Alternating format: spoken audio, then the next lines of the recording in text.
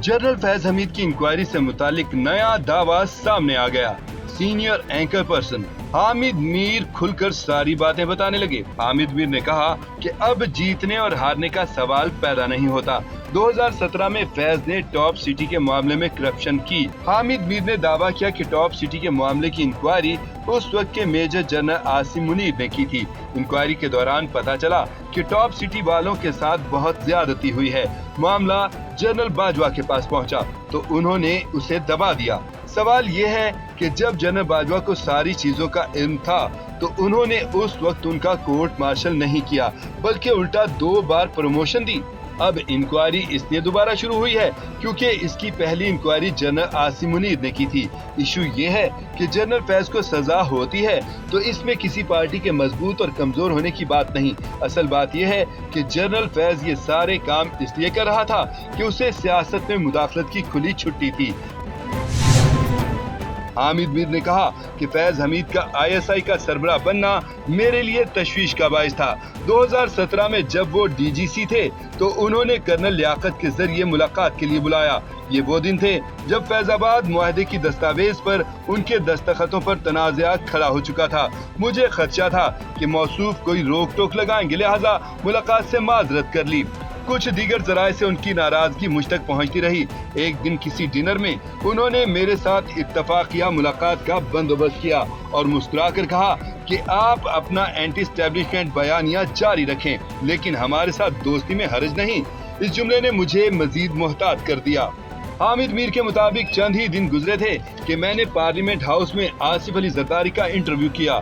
ये इंटरव्यू नशर होना शुरू हुआ था कि दबाव डालकर बंद करा दिया गया। पता चला कि ये काम फैज हमीद साहब का है। फिर कई सहाफियों के साथ गुंडागर्दी कराई गई। असद तूर पर हमले के बाद मैंने नेशनल प्रेस क्लब इस्लामाबाद के बाहर एक सख्त तकरीर कर दी तो मुझ पर पाबंदी लगवा दी गई। मैं अपने जाती तजर्बे की रोशनी में समझता हूँ कि फैज साहब की सबसे बड़ी खूबी भी झूठ बोलना थी और सबसे बड़ी खामी भी झूठ बोलना थी।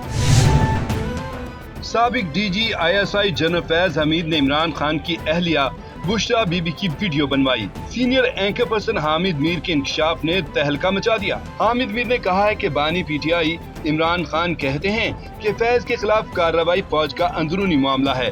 मामला अंदरूनी जरूर है लेकिन बड़ा गंभीर है।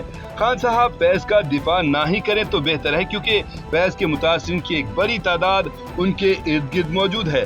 हामिद मीर ने इंकशाफ किया कि जनरल फैज हमीद ने बलोचिस्तान के एक सेनेटर के कपड़ों में खुफिया कैमरा छुपाकर उससे बुशरा बीबी के साथ मुलाकात के लिए बनी गाला भेजा और साथ में भारी रकम दी ताकि बुशरा बीबी को रकम देने की वीडियो भी बन जाए। सेनेटर साहिब बुशरा बीबी के पास ना पहुंच सके, लिहाजा खातून अव्वल को काबू करने के लिए फैज ने अपने एक माथेत रहमत को जाली पीर बनाया। फिर पीर साहब बुशरा बीबी तक पहुंच गए।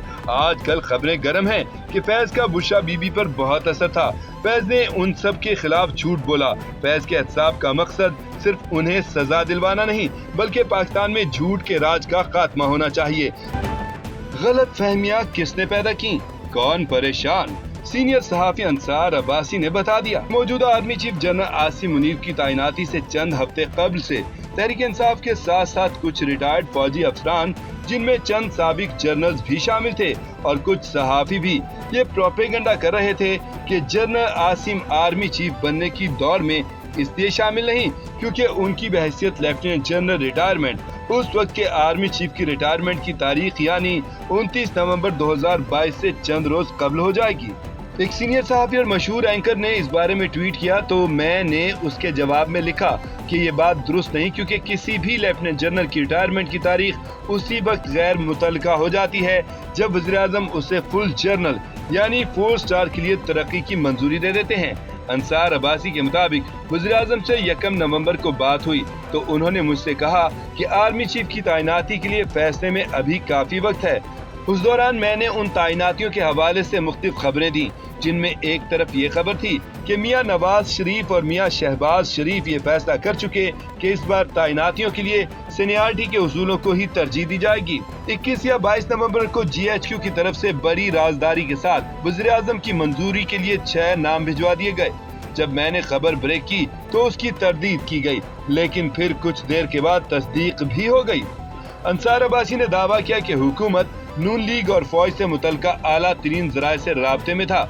मैंने ये महसूस किया कि उस वक्त कोई ऐसा फर्द या अफराद मौजूद थे जो फौज और हुकूमत के दरमियान आर्मी चीफ की तैनाती के हवाले से गलत फहमियां पैदा कर रहे थे।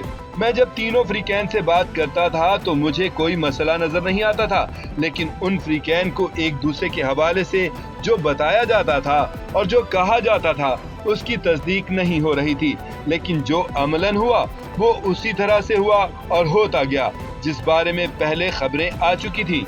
जनरल बाजवा से मुतालिक जो बातें शहबाज शरीफ और नवाज शरीफ तक पहुंच रही होंगी वो यकीनन परेशान कुन ही होंगी, और कुछ ऐसी ही उन दोनों भाइयों की उस वक्त हालत थी। लापता मारूफ यूट्यूबर ओन अली खोसा अपने घर पहुंच गए हैं। आपको बताएं कि ओन अली खोसा के अगवा का मुकदमा चंद रोज कबल दर्ज किया गया था। आपको बताएं कि लाहौर हाई कोर्ट ने CCPO लाहौर को 20 अगस्त तक ओन अली खोसा को बाजियाब करा के अदालत में पेश करने का हुक्म दिया था। वकील खदीजा सिद्दीकी ने ओन अली खोसा की घर वापसी की तस्दीक कर दी है। बांग्लादेश नेशनलिस्ट पार्टी ने भारत को मुदाखलत ना करने की वार्निंग दे दी है। बांग्लादेश नेशनलिस्ट पार्टी का कहना है कि मोदी सरकार अपने ओछे हथकंडों से खित्ते का अमन तबाह करनी चाहती है। भारत की इंतहापसंद हुकूमत इलाकाई अमन के लिए खतरा बनती जा रही है। बांग्लादेश नेशनलिस्ट पार्टी का कहना है कि मोदी सरकार खित्ते में अफरा तफरी फैलाकर अपने मजमूम मकासद के हुसूल में मसरूफ है। बांग्लादेश को सियासी बहरान के बाद इस वक्त भारत की तरफ से मुदाखलत का सामना है।